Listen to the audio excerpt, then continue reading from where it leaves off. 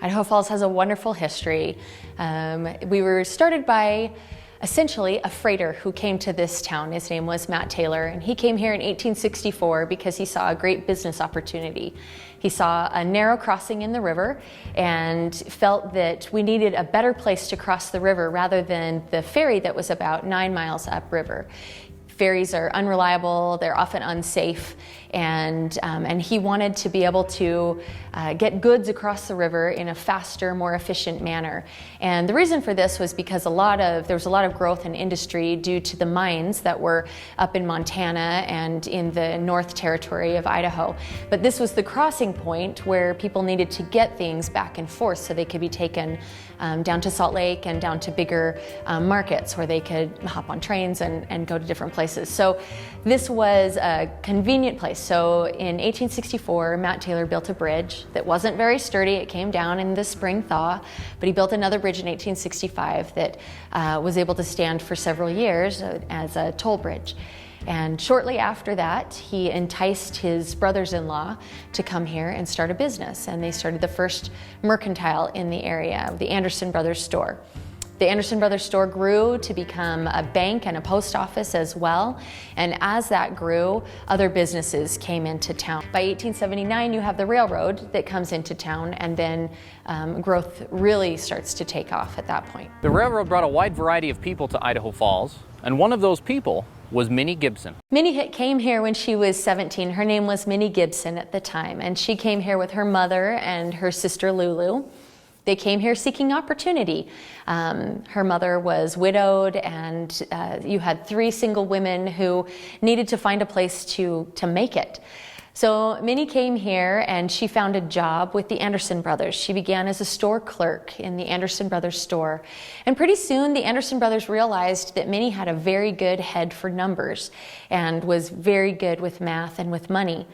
She eventually was able to grow into a position in the bank. She became a bank teller, and eventually she grew to be a loan officer and ultimately ended up on the board of directors for the board. She became very influential in the area.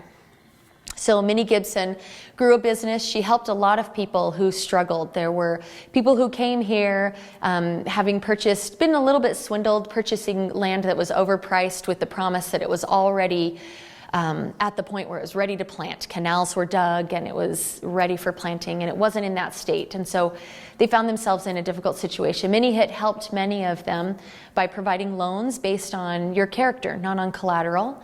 And she had the lowest number of bank defaults for any banker in the entire region. She really was a force to be reckoned with. She would go and look at people's farms and make sure that you were making good on her investment. And many people really liked Minnie Hitt as a result. She was a little bit of a socialite, lady about town. She loved to dress up fancy after work. She would go to work very serious in her work attire, but after work she would go home and dress in lovely gowns and go dancing and loved the nightlife. Somewhere in there she met a man named Frank Hitt. Frank had come to town. He originally wanted to try his hand at mining. That didn't work out so well for him.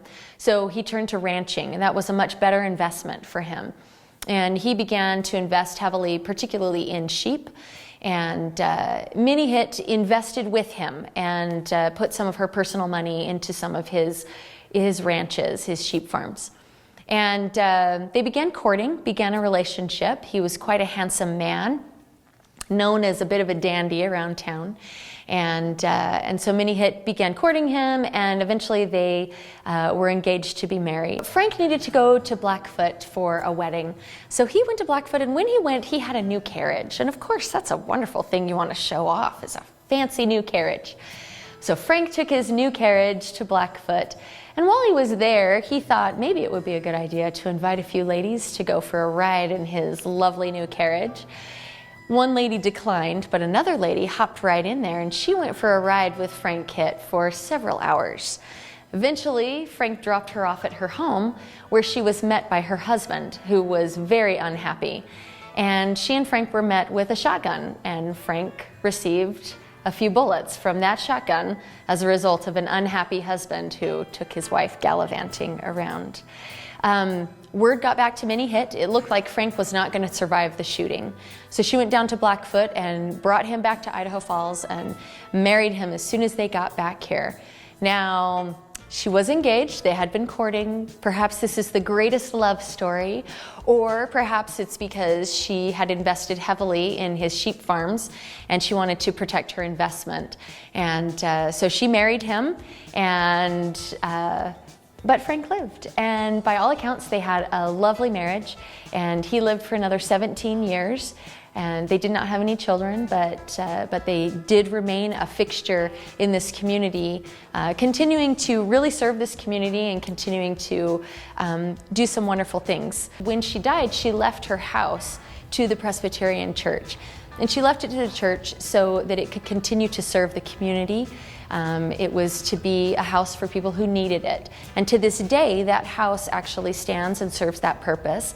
And it stands, it's used today for people who are transitioning out of homelessness and transitioning in their financial situation. Idaho Falls really started as a place, as an opportunity. You know, the bridge was an opportunity. Minnie Hitt came here for an opportunity. And I think that we can see the growth and development of our community really as a place that offers so many opportunities. It is a place where we have progressive ideas and we invest in those ideas. It was a Wild West town. There were crazy things that went on here. You know, in some ways we still have a little bit of that mentality of the Wild West, where you can come out and you can work hard and you can accomplish all sorts of things. And I think that we see that in our community today.